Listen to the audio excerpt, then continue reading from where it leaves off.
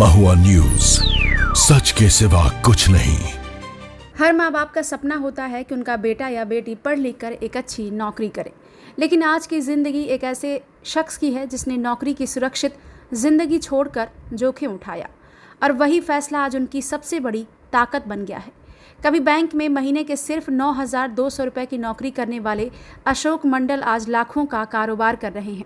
इतना ही नहीं, वो खुद रोजगार लेने वाले नहीं बल्कि रोजगार देने वाले बन चुके हैं। आपकी स्क्रीन पर नजर आ रहे ये शख्स वही हैं। दरअसल ये कहानी है झारखंड के धनबाद जिले के धोकरा गांव के रहने वाले अशोक मंडल की। आज इनकी नर्सरी की चर्चा सिर्फ धनबाद तक सीमित नहीं है बल्कि झारखंड के कई जिलों तक पहुंच चुकी है।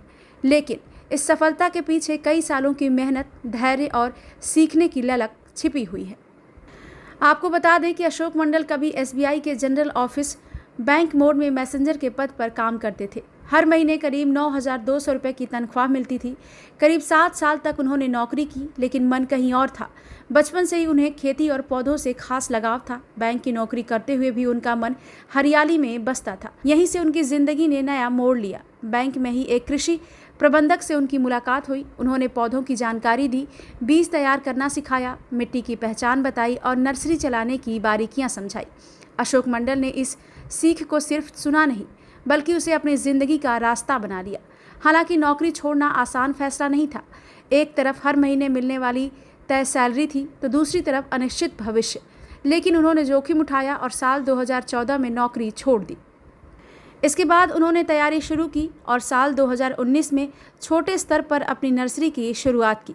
शुरुआत सिर्फ 10,000 पौधों से हुई थी। संसाधन सीमित थे, लेकिन मेहनत की कोई कमी नहीं थी। पौधों की देखभाल से लेकर ग्राहकों तक पहुंच बनाने के लिए उन्होंने दिन रात मेहनत की। उनकी मेहनत रंग लाई और शुरुआती दौर में ही करीब 1.5 लाख रुपए का मुनाफा हुआ। यहीं से उनका आत्मविश्वास बढ़ गया। इसके बाद उन्होंने पीछे मुड़कर नहीं देखा। धीरे धीरे नर्सरी का दायरा बढ़ता गया। आज उनकी नर्सरी में 1.5 लाख से ज़्यादा पौधे मौजूद हैं। यहाँ फूलों के पौधे हैं, फलदार पौधे हैं, औषधीय पौधे हैं, सब्जियों की पौधे हैं और बागवानी से जुड़ी 200 से ज़्यादा किस्में उपलब्ध हैं।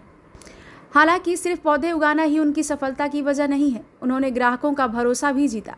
यही कारण है कि अब धनबाद के अलावा रांची, गिरिडीह, हजारीबाग, जामताड़ा, गोड्डा, पाकुड़ और डाल्टनगंज समेत कई जिलों से लोग उनकी नर्सरी में पौधे खरीदने आते हैं।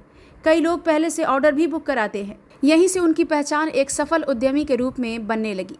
आज उनकी नर्सरी सिर्फ कारोबार नहीं बल्कि रोजगार का भी बड़ा केंद्र बन चुकी है। फिलहाल यहाँ 8 लोग नियमित रूप से काम करते हैं। वहीं सीजन के दौरान कर्मचारियों की संख्या बढ़कर 12 से 15 तक पहुँच जाती है।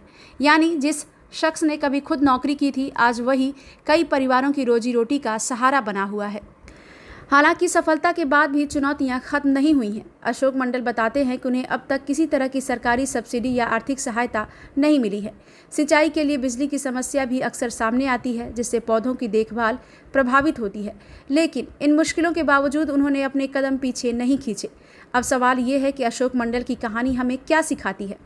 दरअसल ये कहानी सिर्फ पौधों की नहीं है बल्कि सोच बदलने की कहानी है। आज भी लाखों युवा सिर्फ सरकारी नौकरी के पीछे भाग रहे हैं, लेकिन अगर यही योजना, मेहनत और धैर्य हो तो स्वरोजगार भी उतना ही बड़ा अवसर बन जाता है। खेती, बागवानी और नर्सरी जैसे क्षेत्रों में भी अच्छी कमाई के साथ दूसरों को रोजगार दिया जा सकता है। फिलहाल अशोक मंडल की सफलता उन युवाओं के लिए एक बड़ी प्रेरणा है जो कुछ अलग करना चाहते हैं। उनकी कहानी ये बताती है कि सपने तभी पूरे होते हैं जब उन्हें पूरा करने का साहस भी हो। कभी 10,000 पौधों से शुरू हुआ ये सफ़र आज 1.5 लाख पौधों तक पहुंच चुका है और शायद आने वाले समय में ये आंकड़ा इससे भी कहीं आगे निकल जाए। ब्यूरो रिपोर्ट, महुआ न्यूज़। महुआ न्यूज, सच के सिवा कुछ नहीं।